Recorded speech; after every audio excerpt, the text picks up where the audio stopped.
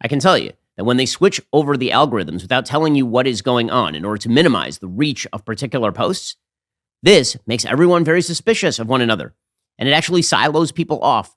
I would much rather that I see more left-wing content. I do already. I'd rather see more left-wing content so long as it means I also get to see more right-wing content than see exactly what Twitter wants me to see. So Musk did an interview at a TED conference in Vancouver over the last 24 hours, and he went off on the free speech orientation of Twitter. Here's what he had to say. If in doubt, let the speech, let it exist. It would have, if it's a gray area, I would say let the tweet exist. I do think that we want to be just very reluctant to delete things and have just be very cautious with permanent bans. Of course, he's exactly correct about all of this. He said any action should be made apparent so anyone can see what is happening behind the scenes. So there's no manipulation, either algorithmically or manually, which, of course, is something we've been calling for here at the Daily Wire for quite a while, is if you're going to manipulate us, at least show us what manipulation is taking place. Don't make us kind of shoot in the dark for how you are suppressing information or not suppressing information. That suspicion, by the way, is what leads to the rise of conspiracism. Because if I don't know what's happening behind closed doors, but I know you're doing something to screw with how my speech is distributed behind closed doors, this makes me more likely to believe conspiracy theories about exactly what it is that you are doing and what it is that you are thinking. Musk continued by saying that it's important that we have broadly inclusive platforms, that the play that he's making for Twitter is not predominantly a profit-driven play, which, by the way, I'm sure is true. There are a lot of people saying, no, it is a profit-driven play for Musk. Well, I mean, profit, I'm sure, is involved because Musk is a very, very wealthy man who doesn't make stupid economic decisions as a general matter. However, there are better investments than Twitter. I think that Musk actually does believe that he makes a world of difference by getting involved in platforms like Twitter and opening them up. My strong intuitive sense is that having a public platform that is maximally trusted and broadly inclusive is extremely important to the future of civilization.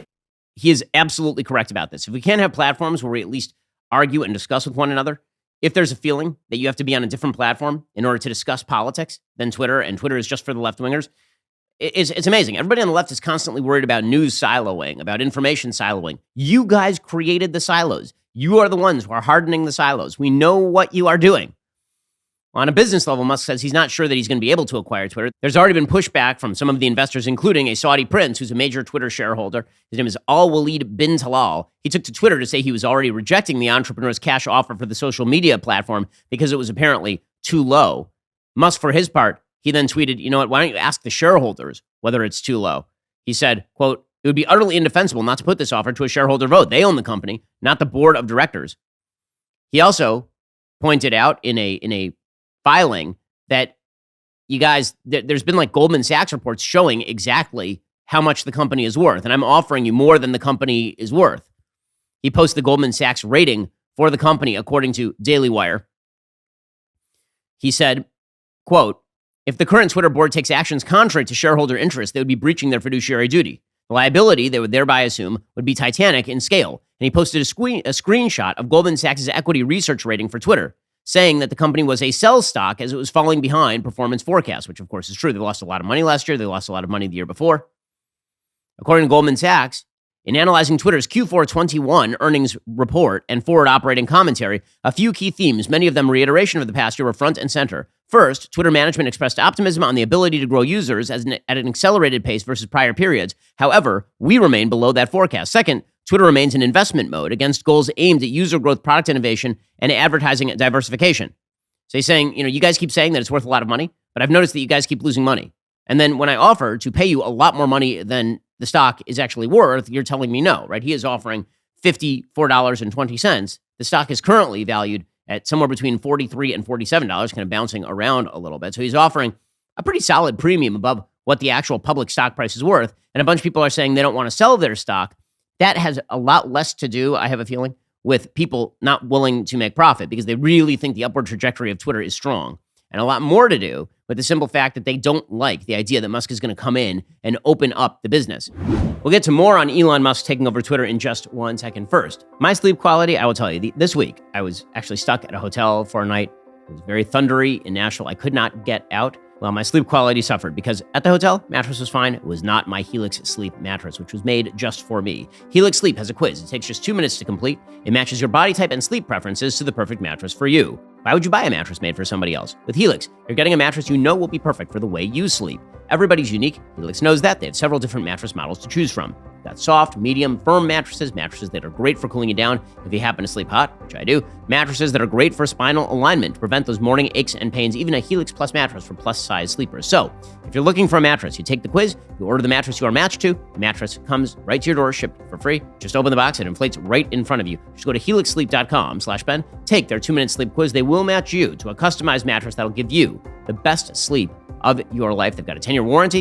You can try out the Helix Sleep mattress for 100 nights risk-free. They'll even pick it up for you if you don't love it, but you will. Helix has financing options, flexible payment plans. A great night's sleep is never far away. Helix is offering up to $200 off all mattress orders and 2 free pillows for our listeners at helixsleep.com/Ben. So get started right now. Get the special deal at helixsleep.com/Ben. You can see this from the commentary. So, for example, you have Scott Kessler, Vice President and Global Lead for Technology at Third Bridge, a research firm, quote, "Sometimes when people are idealistic or aspirational, they don't think about the other side of these considerations. Reducing harassment is something the company spent a lot of time and money on over the last couple of years. I think by many accounts, they've done a pretty good job." Joan Donovan, research director at Harvard Kennedy's Shorenstein Center on Media, Politics, and Public Policy, said reducing the harm caused by online campaigns targeting minorities and other vulnerable groups needs to be a priority in the C-suite. Musk does not seem concerned with that. Now, I've noticed that they keep quoting people who have never owned a business. They're quoting a lot of people who are experts and academics, people who work for places like the Harvard Kennedy Shorenstein Center on Media, research directors. And you know what? They aren't billionaires. And there is a reason they're not billionaires. Now, there's some equity analysts who are saying, no. The real reason that Twitter is doing this is because they want to be more advertiser friendly. But here's the thing. When you have as many users as Twitter has, advertisers will find a way to advertise on your platform. And all these sort of gutlessness where they say, advertisers might run screaming away from our platform. Yeah, no, they won't. Advertisers will deal with it. And what they will say is the same thing that advertisers should always say, which is, we're not responsible for every comment on Twitter. We just advertise on Twitter because that's where the eyeballs are, which is the way the business is supposed to work in the first place. Musk did say he's not sure that he's going to be able to acquire Twitter because, of course, the board is attempting to put all these poison pills in the deal. Here was Musk yesterday. And I'm not sure that I will actually be able to acquire it. And I should also say the intent is to retain as many shareholders as is allowed by the law in a private company, which I think is around 2,000 or so. So it's not like it's definitely not from the standpoint of let me figure out how to monopolize or maximize my ownership of Twitter. Musk also said that there might be a plan B if plan A fails, meaning if he does not have his offer accepted, then there might be something on the horizon here. So you don't like to lose. If, in this case, you are not successful in, the board does not accept your offer, you've said you won't go higher, is there a plan B? There is.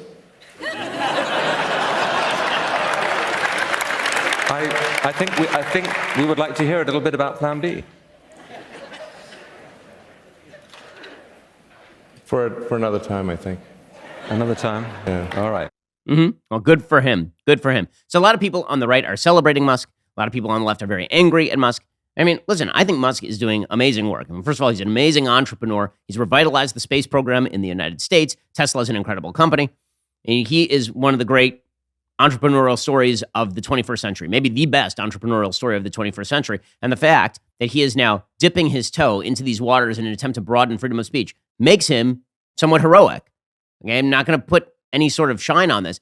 It is a heroic act to take your money and put it where your mouth is. If you believe that Twitter is doing a bad job in preventing content from being disseminated to the public, and then you decide to take billions of dollars and plop them on the table, this is an act of actual free speech heroism. We're in a battle for the culture and for our values. Like and subscribe to help keep our videos on the front line of the fight and top of your feed.